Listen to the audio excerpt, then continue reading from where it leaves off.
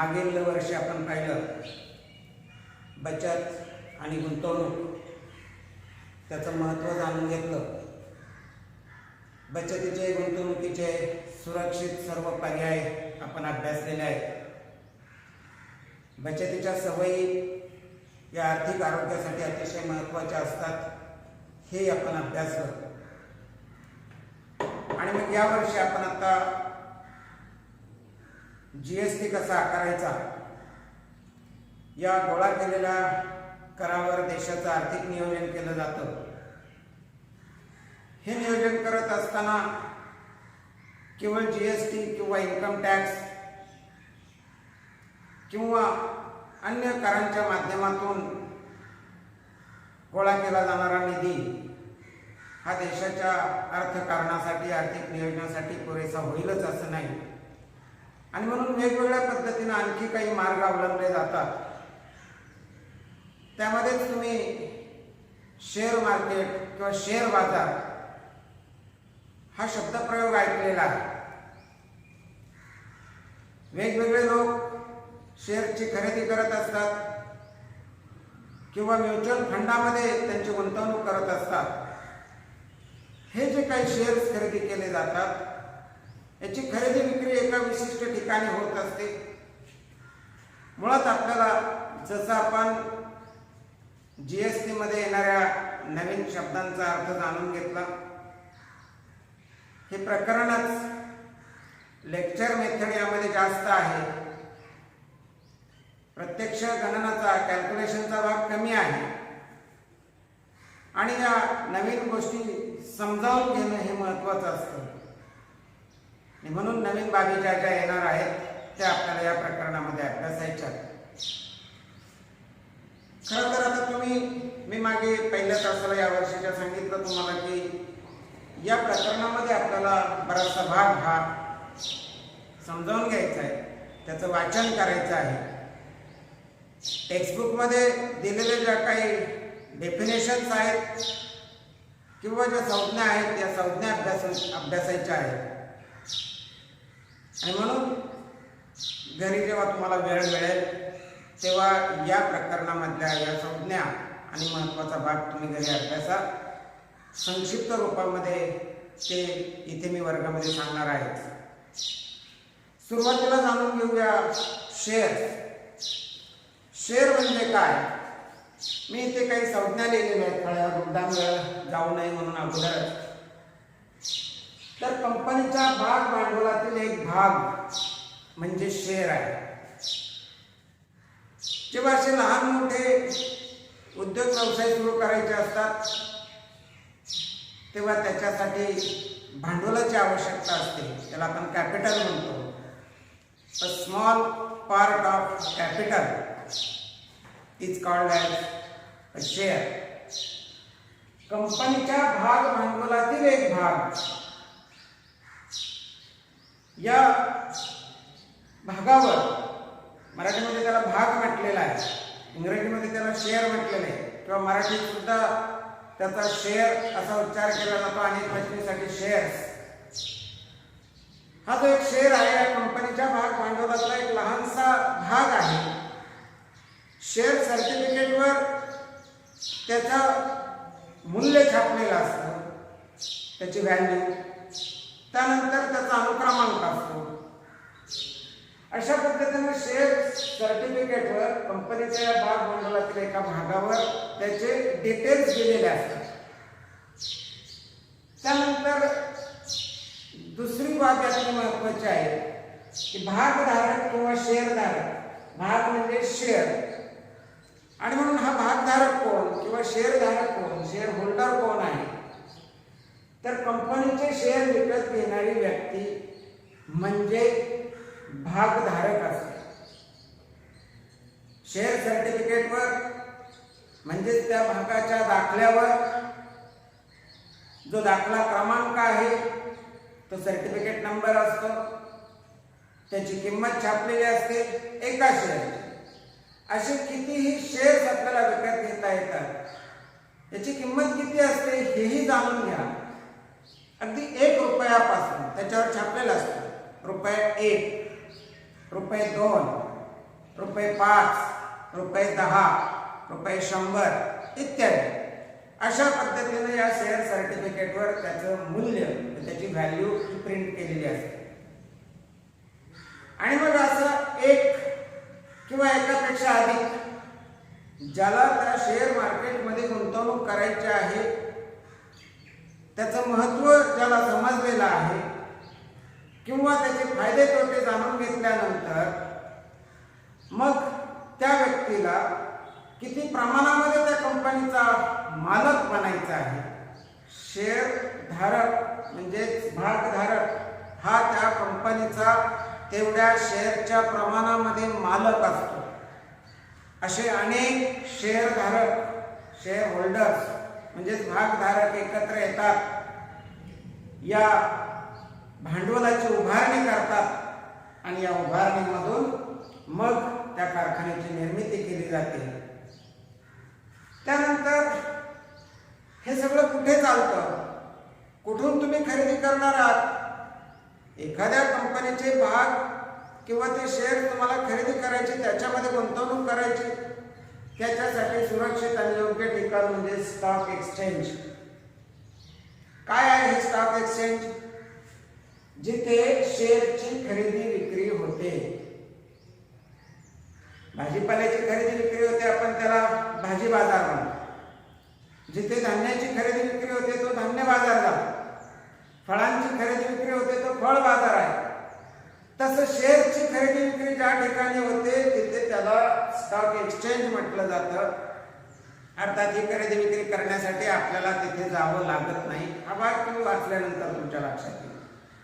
याच्यासाठी काही ब्रोकर्स असतात, दलाल असतात, शेअर दलाल. या शेअर दलालांच्या मार्फत हव्या त्या कंपनीचे हवे तेवढे शेअर्स आपल्याला त्या ठिकाणी खरेदी करता येतात, विक्री करता येतात. हे सगळं ऑनलाईन चालतं. याचे काही स्वतंत्र चॅनल सुद्धा आहेत. या चॅनलवर सुद्धा सद्यस्थिती जाणून घेता येते. त्याचं जे स्टेटस आहे शेअर मार्केटचं ते त्या ठिकाणी जाणून घेता येतात. पुढचा जो मुद्दा आहे तो म्हणजे दर्शनी किंमत. जसं की आपण एखाद्या सिनेमाचं तिकीट घेतो सिनेमागृहामध्ये की त्याच्यावर त्याची किंमत छापलेली असते.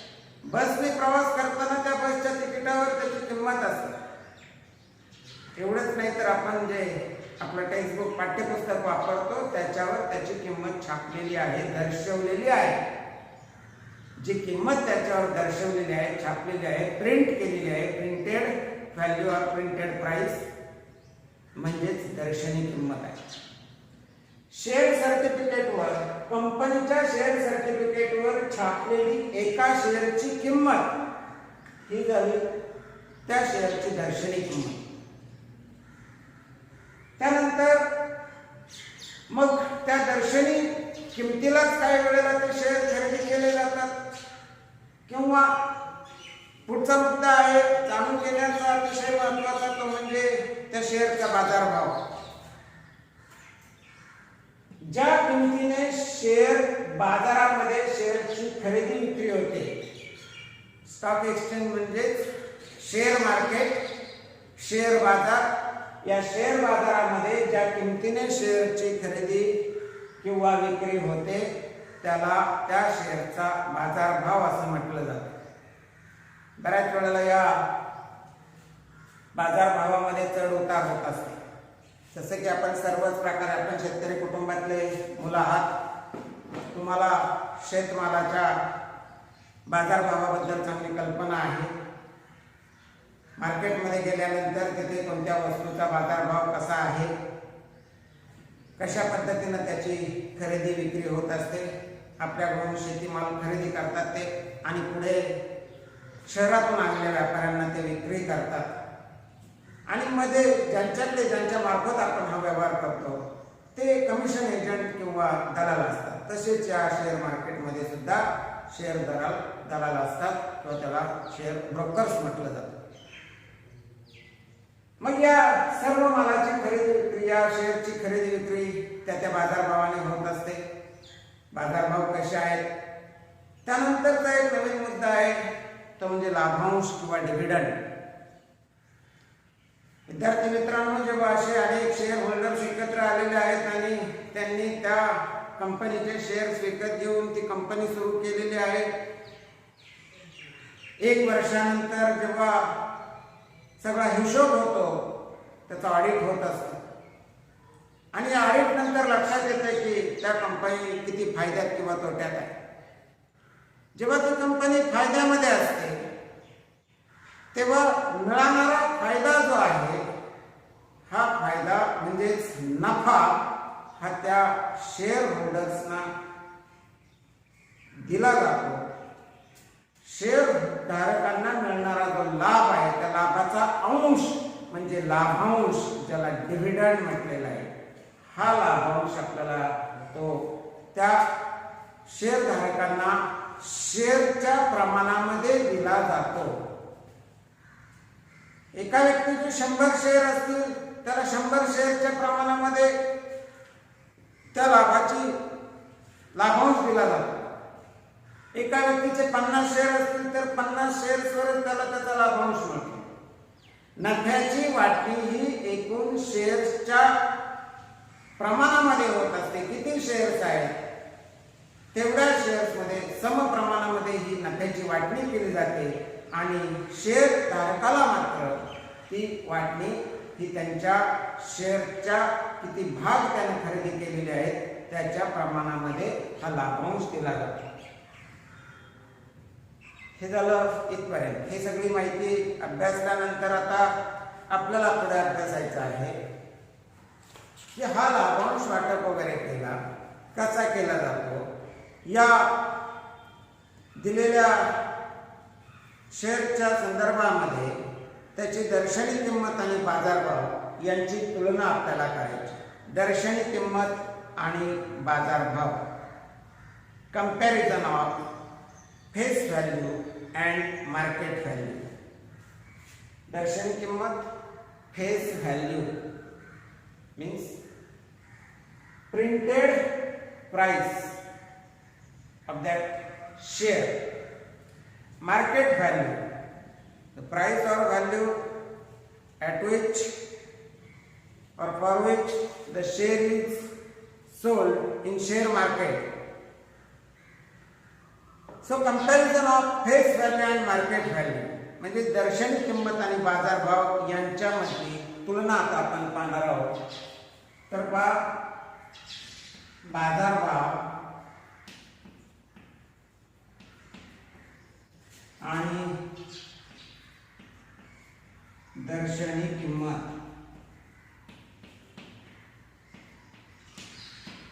बाजारभाव, मार्केट व्हॅल्यू आणि दर्शनी किंमत, फेस व्हॅल्यू, हे इथे लक्षात घ्या. ही तुलना आपण करतोय. तुलना करत असताना म्हणजे दर्शनी किंमत आणि बाजारभावाची तुलना करतोय आपण. या दोघांमधली तुलना आपण करणार आहोत. दुसरा मुद्दा आहे हा बाजारभाव. दिलेल्या शेअरचे बाजारभाव, दर्शनी किंमत, 3 प्रकारे ही तुलना आपल्याला अभ्यासायची आहे.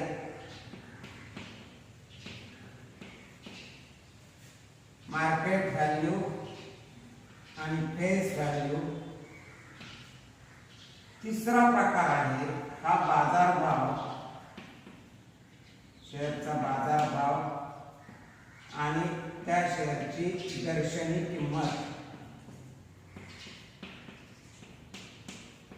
मार्केट व्हॅल्यू आणि फेस व्हॅल्यू. आता इथे ही तुलना आपण 3 प्रकारे करतोय. काय असतं की एखाद्या शेअरचा बाजारभाव हा त्याच्यावर दर्शवलेल्या दर्शनी किमतीपेक्षा जास्त असतो. तुम्ही आणखी काही शब्दप्रयोग अभ्यासलेले आहेत तेही मी या अनुषंगाने तुम्हाला सांगतो. समजा एखाद्या शेअरचा बाजारभाव हा दर्शनी किमतीपेक्षा जास्त आहे, म्हणजेच काय, market value is greater than that of the face value of the share. शेअरचा बाजारभाव हा त्या शेअर शेअरच्या दर्शनी किमतीपेक्षा जास्त आहे. उदाहरण घेऊया की मार्केट व्हॅल्यू जी आहे ती 15 रुपये आहे. एका शेअरची मार्केट व्हॅल्यू ही 15 रुपये आहे आणि त्या शेअरची फेस व्हॅल्यू ही ₹10 आहे. मार्केट व्हॅल्यू आणि फेस व्हॅल्यू म्हणजे बाजार भाव 15 रुपये आहे आणि त्याची दर्शनी किंमत जी आहे ती 10 रुपये. 10 रुपये दर्शनी किंमतीचा शेअर मार्केटमध्ये 15 रुपये दराने विकला गेला. इथे त्याचा बाजारभाव जास्त आहे. कोणापेक्षा? दर्शनी किंमतीपेक्षा. जेव्हा दर्शनी किंमतीपेक्षा बाजारभाव हा जास्त असतो तेव्हा तो शेअर अधिमूल्यावर आहे असं म्हटलं जातं. तो शेअर कसा आहे? अधिमूल्यावर.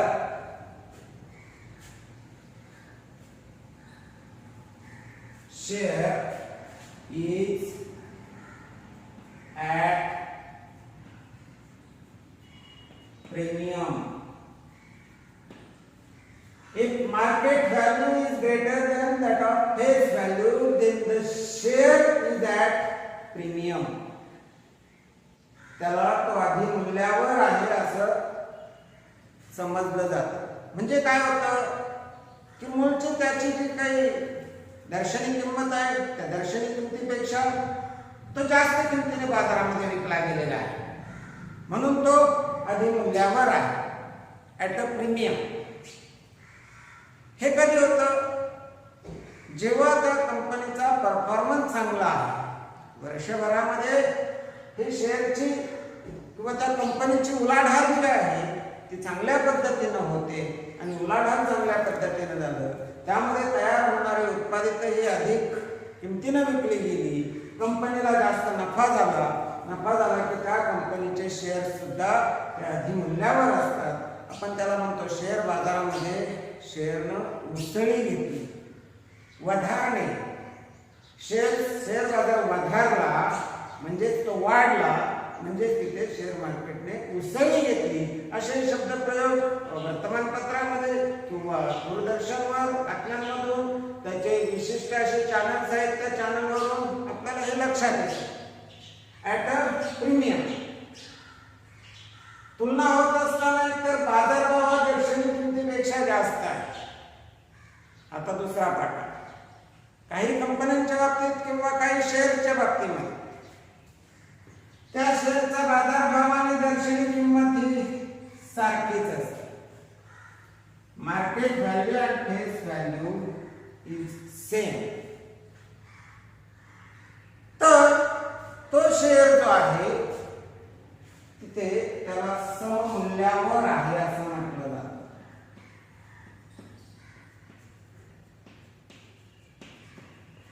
जेव्हा शेअरचा बाजारभाव आणि दर्शनी किंमत ही दोन्ही सारखी आहे तेव्हा तो शेअर सममूल्यावर आहे. If market value and face value both are same or equal, then the share is at par. Share is at par. For example,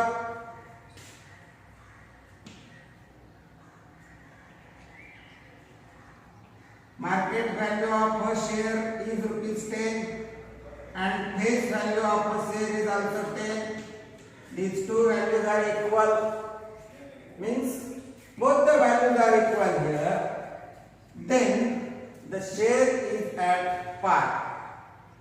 जेव्हा मार्केट व्हॅल्यू ही फेस व्हॅल्यूच्या बरोबर असते किंवा बाजारभाव आणि दर्शनी किंमत दोनच्या जी त्याच्यावर छापलेली किंमत आहे दर्शवलेली किंमत आहे 10 रुपयाचा शेअर आहे, फेस व्हॅल्यू त्याची 10 रुपये आहे, तो 10 रुपयाला शेअर मार्केटमध्ये विकला गेला. तर तो कसा आहे? सममूल्यावर आहे. हे समान आहे म्हणजे त्याला सममूल्यावर असं म्हटलं जातं किंवा ॲट अ पार. The share is at a पाय. तिसरा जो प्रकार आहे आपला तुलनेचा, बाजारभाव आणि दर्शनी किंमत याची तुलना करत असताना काही वेळेला जी दर्शनी किंमत आहे त्या दर्शनी किमतीपेक्षा कमी किमतीला तो शेअर विकला जातो. म्हणजे उदाहरणार्थ ₹10 ही त्याची फेस व्हॅल्यू आहे, दर्शनी किंमत आहे, त्याच्यावर छापलेलं आहे, अनुक्रमांक वगैरे दर्शनी किंमत छापलेली आहे. मग त्याच्यावर आता दर्शनी किंमत छापलेली ₹10 दर्शनी किमतीचा, ₹10 फेस व्हॅल्यू असणारा तो शेअर आहे, पण तो विकला गेला बाजारभाव ₹7. दर्शनी किमतीपेक्षा त्याचा बाजारभाव आता कमी आहे. ₹7 is smaller or less than that of ₹10. Means here the market value is less or smaller than that of face value. जेव्हा दर्शनी किमतीपेक्षा बाजारभाव कमी असतो तेव्हा तो शेअर अवमूल्यावर विकला गेला किंवा अवमूल्यावर आहे असं म्हटलं जातं. Then the share is at discount. Share is at discount. तो प्रीमियमवर कधी आहे, तो सममूल्यावर कधी आहे आणि तो अवमूल्यावर कधी आहे. रिपीट करतोय, दर्शनी किमतीपेक्षा बाजारभाव जास्त, तो आधी मूल्यावर आहे. बाजारभाव आणि दर्शनी किंमत समान, तो सममूल्यावर आहे. बाजारभाव हा दर्शनी किमतीपेक्षा कमी असेल तर तो शेअर अवमूल्यावर आहे. If market value is greater than that of face value, then the share is at a premium. If both market value and face value are same, then the share is at par. And if market value is smaller or less than that of face value, then the share is at discount. हे एवढ्यासाठी किंवा उदाहरण 3 इंची दिलेली आहे. तुम्हाला पुढे जाऊन एक्झरसाइज मध्ये अशा प्रकारची उदाहरणं सोडवायची आहेत. ॲक्टिव्हिटीच्या स्वरूपामध्ये आहेत.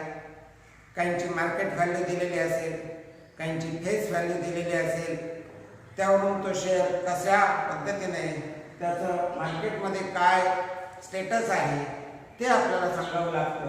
इथे जेव्हा अवमूल्यावर शेअर विकला गेला, तो कधी विकला जातो, तर याचा अर्थ त्या कंपनीची उलाढाल जी झाली वर्षभरामध्ये तेव्हा ती काही समाधानकारक असमाधानकारक आहे. तोट्यामध्ये जर ती कंपनी असेल तर त्या कंपनीचे शेअर त्या अवमूल्यावर विकले गेलेले आहेत. म्हणजेच तिथे शेअरचे बाजारभाव गडगडणे, पडणे, कमी होणे हे समानार्थी शब्द आहेत. शेअर मार्केट गडगडलं तिथे म्हणजे ते याचाच अर्थ काय, तर अवमूल्यावर ते विकले गेलेले आहे. तर अशा पद्धतीनं अगदी साधी उदाहरणं आता आपल्याला सोडवायची तिथे. त्याच्यावर एकूण गुंतवणूक किती केलेली यानंतरचा जो महत्त्वाचा भाग आहे तो आहे एकूण गुंतवणूक.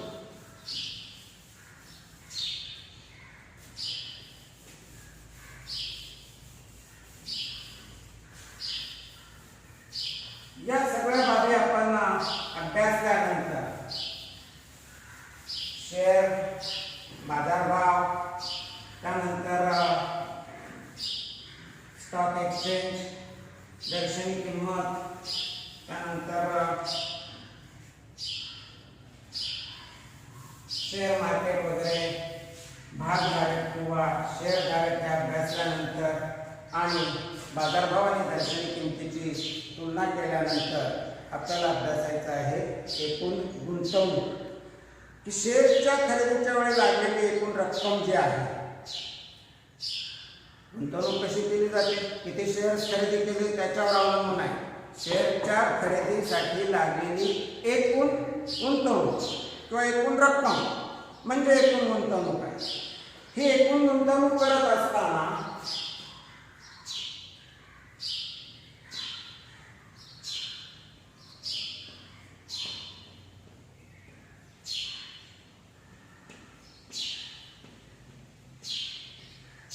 एकूण गुंतवणूक कशी की आपण एखाद्या विशिष्ट कंपनीचे जे काही शेअर घेतलेले आहेत त्या शेअरची संख्या किती आहे, किती शेअर घेतलेले आहेत आपण, ते महत्वाचे. त्याच्यावर एकूण गुंतवणूक आपल्याला शेअरची संख्या गुणिले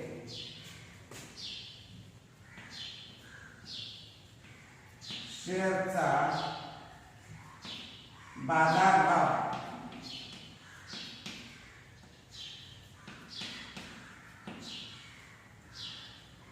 किती दराने आपण ते शेअर खरेदी केलेले आहे. एका शेअरचा बाजारभाव किंवा एका शेअरची संख्या इथे एका शेअरचा बाजारभाव म्हणून आपण शेअर्स म्हटलेला आहे, त्याच्याऐवजी एका शेअरचा विचारात घेऊया.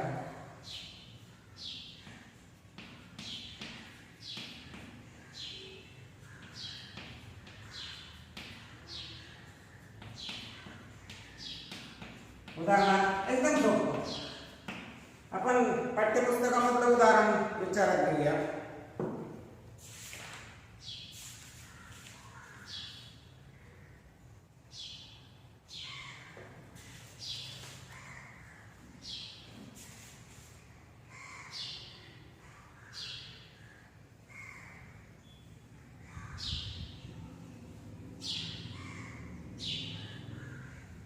बरं ठीक आहे की 100 रुपये दर्शनी किंमत असलेला एक शेअर आहे.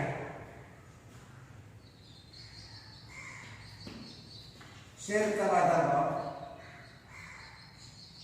100 रुपये दर्शनी किंमत काही असल्या पण त्या एका शेअरचा बाजारभाव आता 120 रुपये आहे. दर्शनी किंमत 100 आहे आणि 100 रुपये दर्शनी किंमत असलेल्या शेअरचा बाजारभाव किती आहे, 120. बाजारभाव जास्त आहे याचाच अर्थ तो शेअर अधिमूल्यावर आहे. समजा असे जर 100 शेअर घेतलेले असतील, शेअरची संख्या किती 100, 120 रुपये हा एका शेअरचा बाजारभाव आहे. तर मग 12 × 12 आणि पहा ही झाली एकूण गुंतवणूक. शेअर मार्केटमध्ये एका व्यक्तीनं केलेली गुंतवणूक जी आहे ती रुपये 12,000 आहे. दुसरं उदाहरण याच प्रकारचं पहा. शेअरची संख्या त्याने 50 शेअर्स खरेदी केले आणि एका शेअरचा बाजारभाव आहे रुपये 50च. तर काय ते 5 × 5 25, म्हणजे या पद्धतीने ते रुपये 2,500 ही एकूण गुंतवणूक झाली. आता पाहिजे काय अभ्यास लागतो. गुंतवणूक अभ्यासात असताना त्याच्यामध्ये शेअरची संख्या किती आहे, त्यानंतर दर्शनी किंमत काहीही असली तरी शेअर मार्केटमधून तो एक शेअर किती रुपयाला खरेदी केलेला आहे त्यावेळची त्याची ती किंमत म्हणजे एका शेअरचा बाजारभाव. शेअरची संख्या आणि बाजारभाव यांचा गुणाकार म्हणजे एकूण गुंतवणूक. एखादी व्यक्ती एकाच कंपनीचे शेअर्स खरेदी करते असं नाही. एखादी व्यक्ती एकापेक्षा अधिक वेगवेगळ्या कंपन्यांचे कितीही शेअर्स ती खरेदी करू शकते. कारण शेअर मार्केटचा ज्याचा अभ्यास आहे, अधिमूल्यावर असणारे जे शेअर्स आहेत, कंपन्या आहेत, त्या कंपन्यांचे शेअर्स खरेदी करणे आणि मग अशा पद्धतीनं हे शेअर्स आता घ्यायचे, खरेदी करायचे. एखाद्या व्यक्तीने एकापेक्षा अधिक कंपनीमध्ये जर गुंतवणूक केलेली असेल, शेअर्स खरेदी केलेले असतील तर एकूण गुंतवणूक आपल्याला काढता येईल. तशाही प्रकारचं एक उदाहरण आपल्या पुस्तकामध्ये आहे. Joseph purchase following shares, find his total investment. Practice set 4.3 question number 3. पहिला क्वेश्चन तुम्ही सोडवणार आहात. Complete the following table by writing suitable numbers and words. जसे की याच्यावर आधारित आहे. त्याचे बाजारभाव आणि दर्शनी किंमत दिलेली, मार्केट व्हॅल्यू आणि फेस व्हॅल्यू दिलेली असताना तो शेअर कसा आहे हा मुद्दा आपण पाहिला. मगाशी सांगितलं की त्याच्यावर आधारित एक प्रश्न जो आहे पहिला तुम्ही सोडवा. दुसरा प्रश्न सोडवण्यासाठी अजून आपल्याला काही मुद्दे अभ्यासायचे किंवा तुम्ही दिल सोडून. तिसरा प्रश्न पहा. Joseph purchase following shares, find his total investment. आता company A 200 shares, face value ₹2 and premium equal to ₹18. ₹2 दर्शनी किंमत असलेला एक शेअर हा ₹18 अधिमूल्यावर आहे. अशा कंपनीचे 200 शेअर्स जोसेफने खरेदी केलेले आहेत. जोसेफची ए कंपनीमधली गुंतवणूक आपण विचारात घेऊया.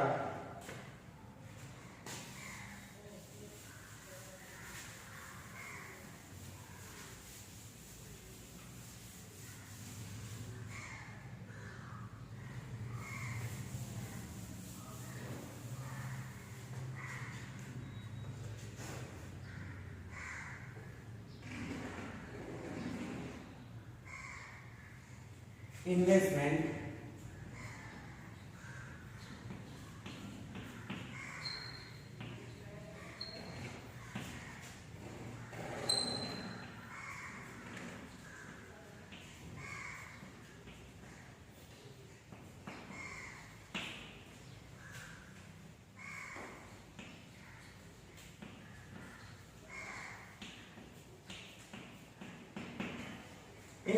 of Joseph in company A. Face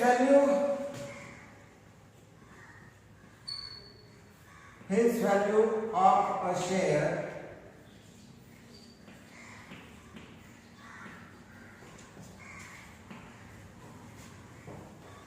is ₹2.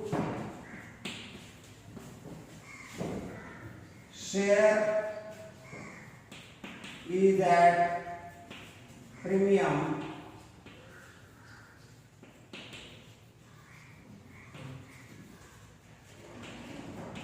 of ₹18. Therefore, market value equal to face value plus premium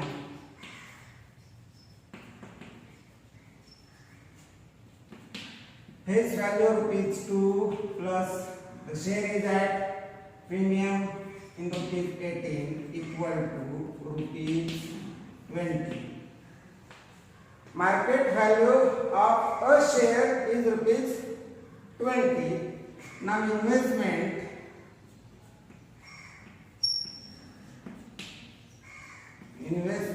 in company A equal to formula number of shares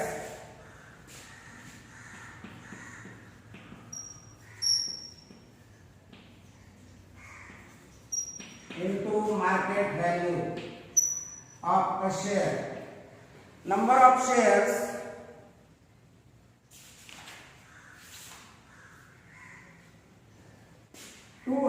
shares into market value ₹20 equal to ₹4,000. In company, Joseph invested ₹4,000. Then in company B,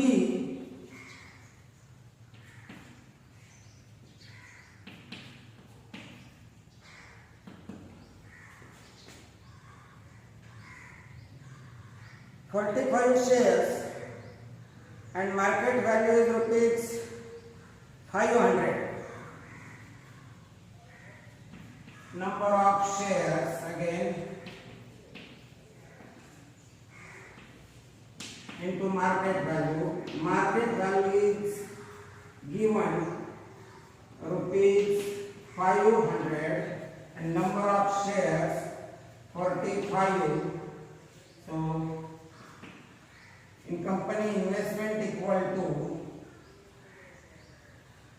5 into 5 25 carry 2 5 into 4 20 plus 2 22.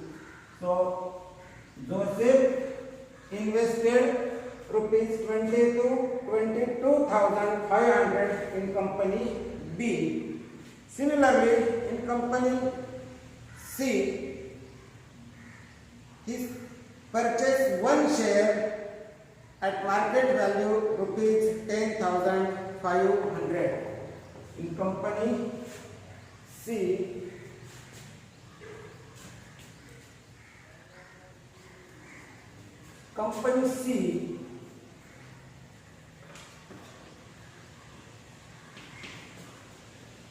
investment equal to one share into market value is rupees 10,540 equal to rupees 10,540. Now we have to find the total investment of Joseph. Addition of investment in company A, company B and company C means addition of rupees 4,000, rupees 22,500 and rupees 10,540. So after adding these three values we get the total investment of Joseph in these three companies. तर अशा पद्धतीनं या तीन वेगवेगळ्या कंपन्यांमध्ये जोसेफनं किती गुंतवणूक केलेली आहे. पहिल्या कंपनीमध्ये जी गुंतवणूक केली तो शेअर प्रीमियमवर होता, म्हणजे तो अधिमूल्यावर होता. 2 रुपयाचा शेअर 18 रुपये अधिमूल्यावर आहे, म्हणजेच 2 अधिक 18 त्याची फेस व्हॅल्यू दर्शनी किंमत आणि तो प्रीमियमवर आहे, अधिमूल्यावर आहे, त्याची बेरीज 20 रुपये. याचा अर्थ बाजारभाव हा 20 रुपये आला एका शेअरचा, म्हणून शेअरचा बाजारभाव एका शेअरचा बाजारभाव गुणिले एकूण गुंतवणूक जी आहे ती काढत असताना नंबर ऑफ शेअर्स विचारात घेतले आपण. शेअरची संख्या 200 गुणिले 20 बरोबर रुपये 4000. त्यानंतर इथे थेट दिलेले मार्केट व्हॅल्यू थेट दिलेली आहे, इथे आपल्याला काढावी लागलेली नाही, फक्त इथेच मार्केट व्हॅल्यू काढावी लागलेली. त्याचं स्टेटस कसं आहे, स्थिती कशी आहे त्यानुसार आहे. तर अशा पद्धतीने आपल्याला हे शेअर्स इथे एकूण गुंतवणूक जी आहे एकदम साधं उदाहरण सोपं आज आपण अभ्यासलेलं आहे. यानंतरचे या संदर्भातली जी उदाहरणं आहेत ते उदाहरण आपण पुढच्या तासाला अभ्यासणार आहोत. आज आपण इथेच थांबूया. या प्रकारची जी उदाहरणं आहेत ते उदाहरणं मात्र तुम्हाला जी उदाहरणं सोडवता येणार आहेत ते उदाहरणं तुम्ही सोडवा. हे उदाहरण सुद्धा मी पूर्ण पुढे आणखी याचं अंतिम उत्तर जे आहे ते त्या तिन्हींची बेरीज केल्यानंतर जोसेफची 3 कंपन्यांमध्ये एकूण गुंतवणूक आपल्याला मिळणार आहे. आज आपण इथेच थांबूया. धन्यवाद.